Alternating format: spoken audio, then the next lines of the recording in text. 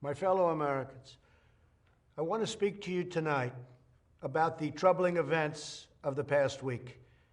As I have said, the incursion of the U.S. Capitol struck at the very heart of our republic. It angered and appalled millions of Americans across the political spectrum. I want to be very clear. I unequivocally condemn the violence that we saw last week. Violence and vandalism have absolutely no place in our country and no place in our movement. Making America great again has always been about defending the rule of law, supporting the men and women of law enforcement, and upholding our nation's most sacred traditions and values. Mob violence goes against everything I believe in and everything our movement stands for.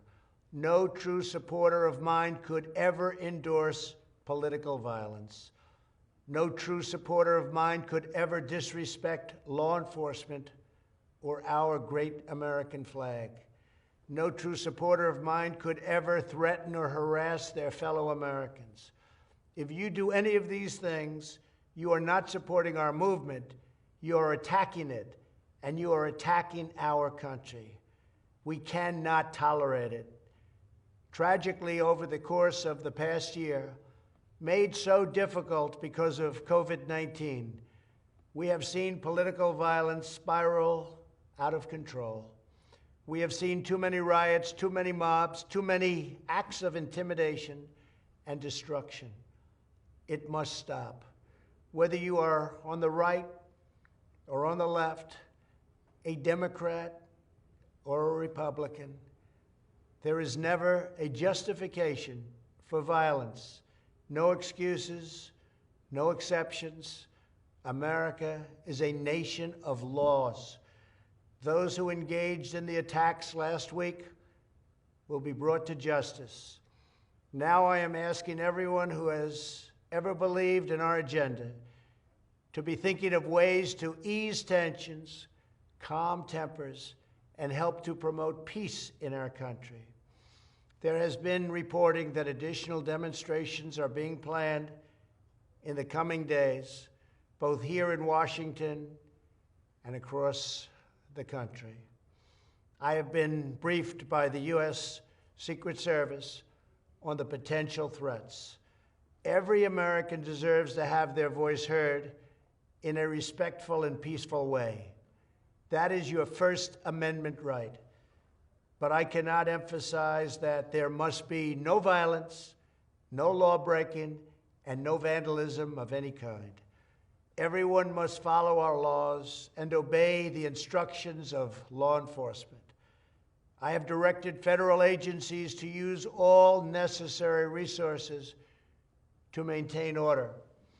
In Washington, D.C., we are bringing in thousands of National Guard members to secure the city and ensure that a transition can occur safely and without incident.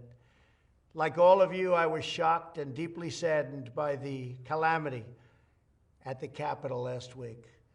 I want to thank the hundreds of millions of incredible American citizens who have responded to this moment with calm, moderation, and grace. We will get through this challenge just like we always do. I also want to say a few words about the unprecedented assault on free speech we have seen in recent days.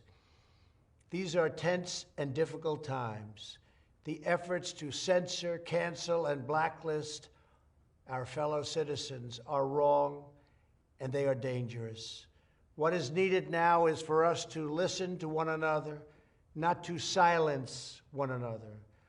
All of us can choose by our actions to rise above the rancor and find common ground and shared purpose. We must focus on advancing the interests of the whole nation, delivering the miracle vaccines, defeating the pandemic, rebuilding the economy, protecting our national security, and upholding the rule of law. Today, I am calling on all Americans to overcome the passions of the moment and join together as one American people.